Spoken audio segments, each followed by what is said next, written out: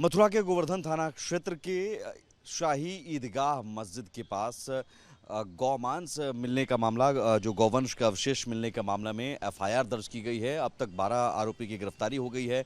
24 नामजद थे, इसके बाद एक और नामजद सामने आया और कुल 50 अज्ञात के खिलाफ एफआईआर दर्ज की गई है। एफआईआर जिन्होंने दर्ज करवाई वो हमारे साथ मौजूद हैं। धीरज कौशिक हैं, जो गौ रक्षा दल से जुड़े हुए हैं।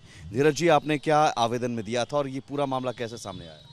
पूरा मामला हमारे जो क्षेत्र में कार्यकर्ता कार्य करते हैं उनके पास में किसी की सूचना गई थी। उन लोगों ने मुझे सूचित किया कि भैया यहाँ इस तरीके की, क्योंकि ईद पीछे गई है तो इस तरीके की घटना यहाँ पे दी गई है और इसके जो बचे हुए अवशेष हैं इनको किसी हिंदू के प्लॉट में इन्होंने डाल दिया। वहाँ से जब बात लीक हुई, मैं सेवा में था, वहाँ से मैं आया, वहाँ आके देखा तो मौके पे इंस्पेक्टर साहब वगैरह थे। पुलिस कोऑपरेट कर रही थी हम लोगों को, हमारी जो भावनाएं थी उनको समझ रही थी। उसको देखते हुए पुलिस ने काफ़ी, क्योंकि कुछ फेसबुक की लाइव और उसके माध्यम से भीड़ भी काफ़ी एकत्रित हो गई। एसपी आरए साहब और सब पूरा प्रशासन वहाँ पे मौके पे पहुँचा और हमसे कहा गया कि आप एप्लीकेशन दीजिए। हमने, क्योंकि गौरक्षा गौ सेवा करते हैं, इस क्षेत्र में कौन कौन किस किस कार्य में लगन से कार्य कर रहा है वो हमको है पता। तो जो गाय से संबंधित कृत्य करते हैं, कटान का काम करते हैं, पड्डों के कटान का काम करते हैं, उन लोगों के नाम देके हमने मुकदमा दर्ज कराया है। एफआईआर की कॉपी आपके हाथ में, तो ये एफआईआर की कॉपी है, ज़रा इसे दिखाइए। ये एफआईआर की कॉपी है जिसमें इसमें उत्तर प्रदेश गौवध निवारण अधिनियम 1955 के सेक्शन 3 और 5 और 8 के तहत मामला दर्ज किया गया है। और ये पूरा मामला 7 जून का है, समय 8 बजे का दिखाया जा रहा है।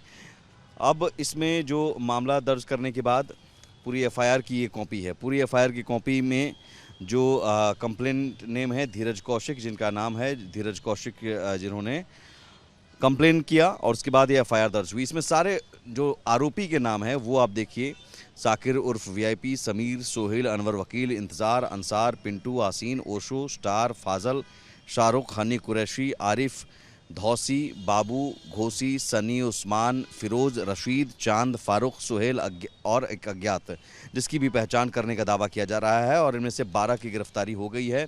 यह आवेदन दिया गया था और इस आवेदन के आधार पर गिरफ्तारी 12 लोगों की हो गई है। बाकी की गिरफ्तारी के लिए धरपकड़ जारी है और उसमें 50 अज्ञात भी हैं। तो ये आपको लंबे अरसे से क्या ये सब कुछ चल रहा है? मैं पिछले 15 वर्षों से क्षेत्र में निराश्रित गौवंश की सेवा में लगे हुए हैं। गौरक्षा या कोई एक्सीडेंटल चोटिल गाय की सेवा। ये जो जिनके नाम आपने लिए हैं, ये लोग गाय के संबंधित गलत कार्य में पहले से भी लगे रहे हैं।